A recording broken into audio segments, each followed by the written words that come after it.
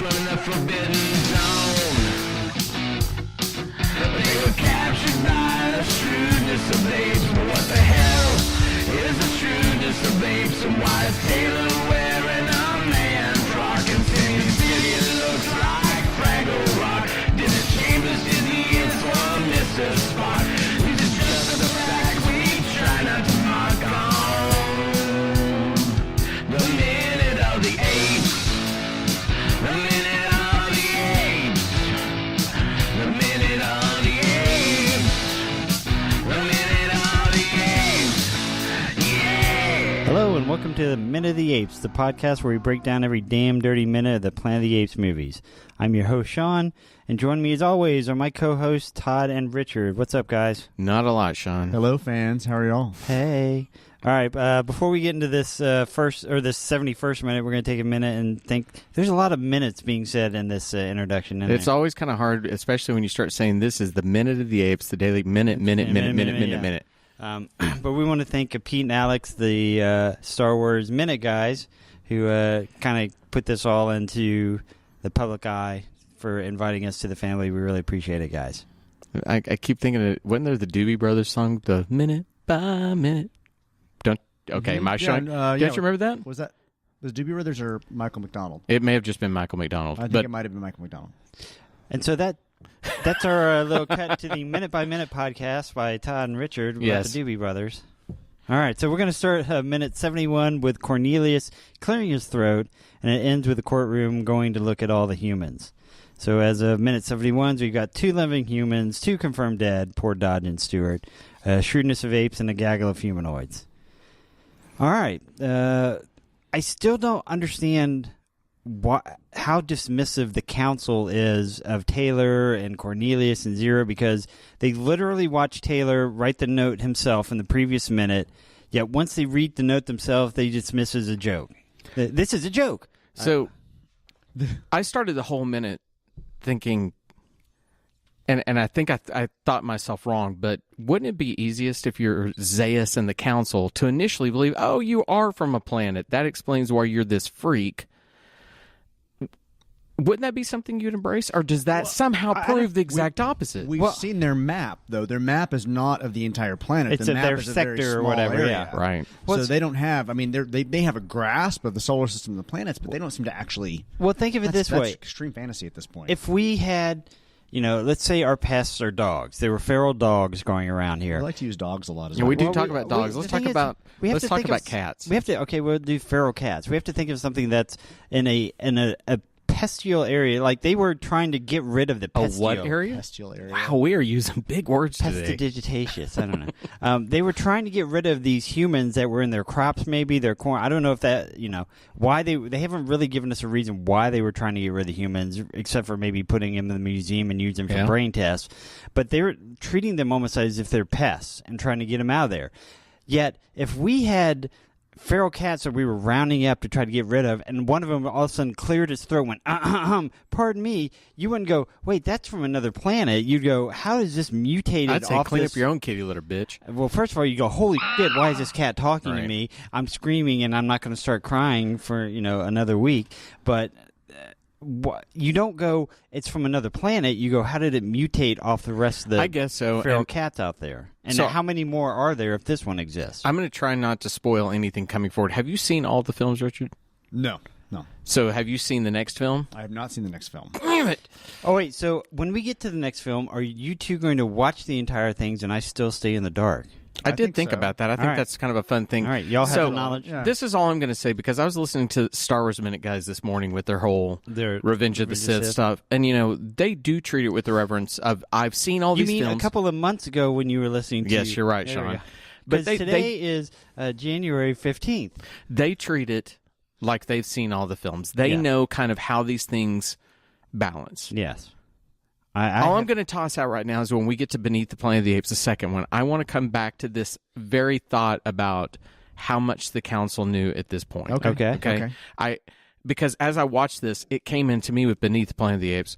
I can't remember. It's been a long time since I let my daughter watch it because she got kind of into it for a little while.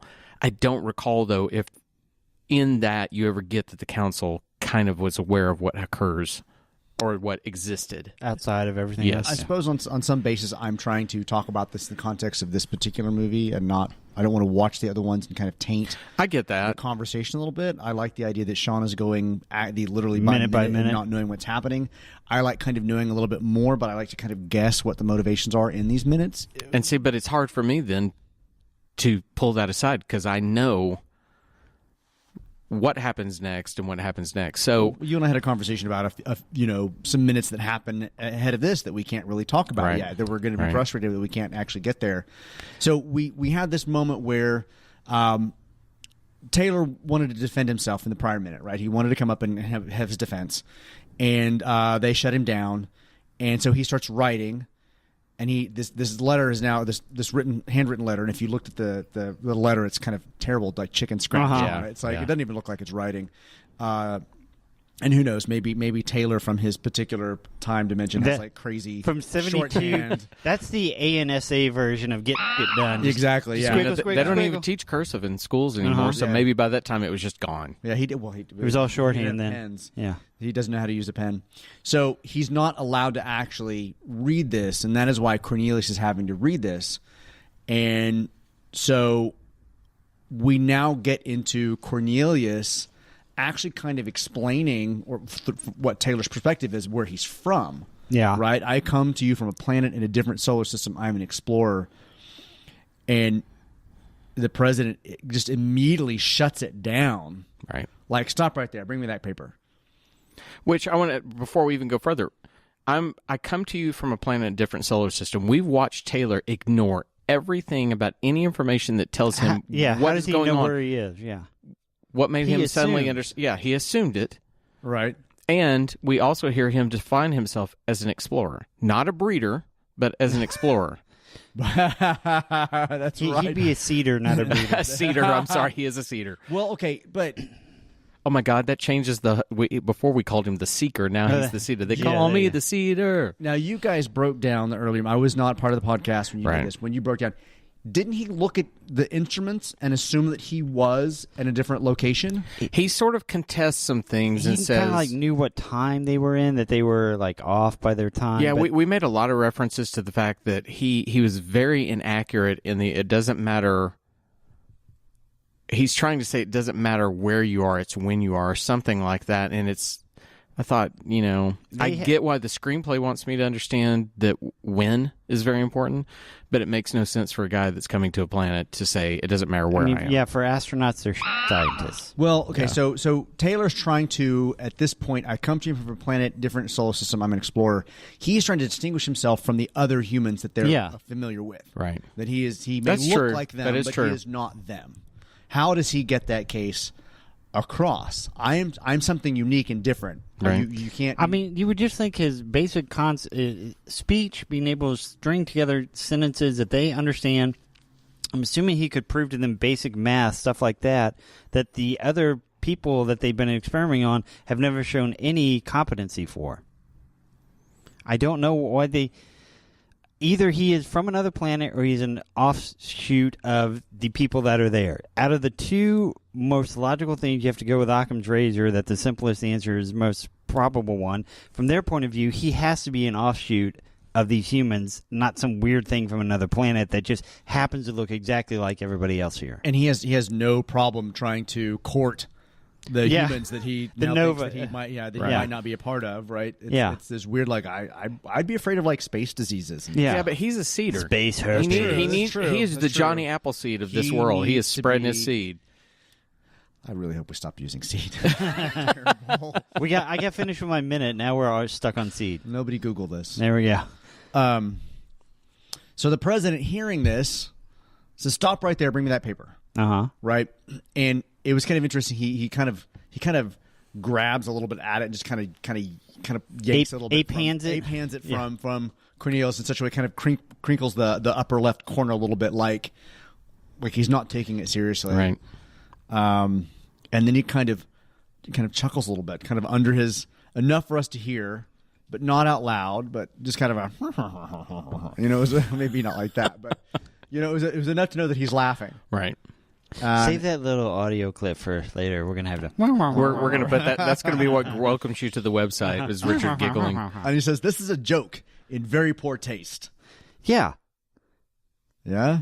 And then Zero jumps in with the whole, is it a joke to seek the truth about this man? And she stands up, too. She actually, kind of my notes is that she stands up, and because she's shouting across the room. She's now frustrated, right? Right. Is it a joke to seek the truth about this man? Like, and then that's who she is. I mean, that's what she is as a scientist, right? And in that shot, you could really see how big the set was. It was very theatrical in that point. And there are a couple of really nice staging shots in the coming minutes for this week.